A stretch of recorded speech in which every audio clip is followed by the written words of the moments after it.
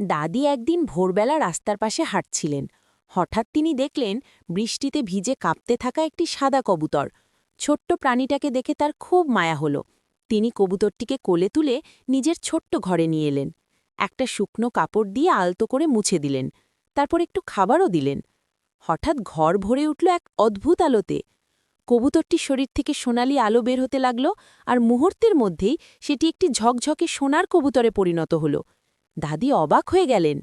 সোনার কবুতরটি মিষ্টি কণ্ঠে বলল, তুমি আমাকে বাঁচিয়েছ, তাই আমি তোমাকে একটি উপহার দিচ্ছি।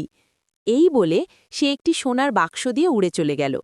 দাদি বাক্সটি খুলতেই ভিতর থেকে ঝরতে লাগল হাজার হাজার টাকার নোট। দাদি লোভ করলেন না।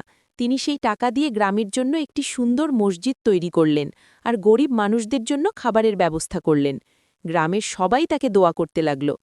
কিন্তু একজন লোভী লোক দূর থেকে সবকিছু দেখে ফেলেছিল। সে দাদির পিছু নিয়ে কার বাড়ি পর্যন্ত চলে আসে। রাতে সুযোগ বুঝে চুপি চুপি সেই সোনার বাক্সটি চুরি করে নেয়।